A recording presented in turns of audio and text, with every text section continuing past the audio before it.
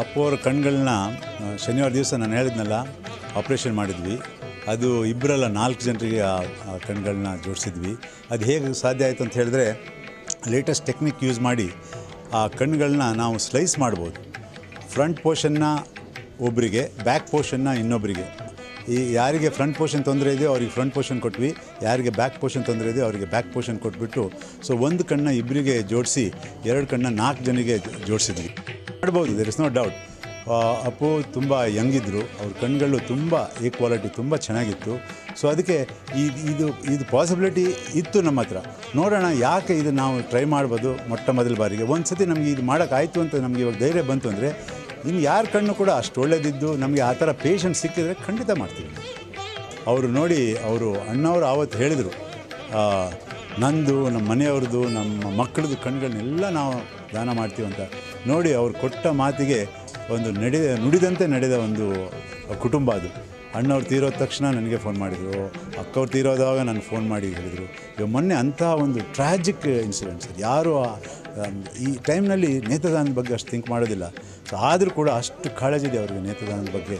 ಆ ಕಣ್ಣುಗಳನ್ನ ದಾನ ಮಾಡಿ ಒಂದು ಒಳ್ಳೆಯ ಸಂದೇಶ ಕಳಿಸಿದ್ದಾರೆ ಸರ್ ನಮ್ಮ ಜನರಿಗೆ. ಸೊ ಅದಕ್ಕೆ ನಾನು ಕೇಳೋದಿಷ್ಟೇ, ಎಲ್ಲರೂ ಈ ನೇತ್ರದಾನಕ್ಕೆ ಮುಂದೆ ಬರಬೇಕು. ನೇತ್ರದಾನ ಒಂದು ಪವಿತ್ರವಾದ ದಾನ. ಅದು ತೀರೋದ ಮೇಲೆ ಮಾಡುವಂಥ ಒಂದು ಕಾರ್ಯ ಅಲ್ವಾ. 6 ಗಂಟೆ ಒಳಗೆ ಆಗಬೇಕು. ಅದು ಸುಟ್ಟು ಬೂದಿ ಪಾಲು ಮಾಡೋದು ಅಥವಾ ಕೂತು ಮಣ್ಪಾಲು ಮಾಡೋದಕ್ಕಿಂತ ಅದನ್ನು ದಾನ ಮಾಡಿ ಕತ್ತಲಲ್ಲಿ ಕುಳಿತಿರುವ ಅಂಧರಿಗೆ ಒಂದು ಬೆಳಕು ನೀಡೋ ಒಂದು ಕಾರ್ಯ ಎಲ್ಲರೂ ಮಾಡಬೇಕಂತ ಕೇಳ್ಕೊತೀನಿ. ಹಿರಿಯರೇ ಇರಲಿ ಕಿರಿಯರೇ ಬರಲಿ ಭೇದ ತೋರದು, ಕಷ್ಟವೋ ಸುಖವೋ ಅಳುಕದೆ ಆಡಿ ತೂಗುತ್ತಿರುವುದು. ಆಡಿಸಿ ನೋಡು, ಬೀಳಿಸಿ ನೋಡು, ಉರುಳಿ ಹೋಗದು. ಆಡಿಸಿ ನೋಡು, ಬೀಳಿಸಿ ನೋಡು, ಉರುಳಿ ಹೋಗೋದು. ಇದು ಕರ್ನಾಟಕದಲ್ಲಿ ಬಹುಶಃ ನಾವೆಲ್ಲರೂ ಕೇಳಿ ತುಂಬ ಮೆಚ್ಕೊಂಡಂಥ ಹಾಡು. ಈ ಹಾಡು ನಾನು ಒಬ್ಬ ಮನುಷ್ಯ ಹಾಡೋದನ್ನು ಕೇಳಿದೆ.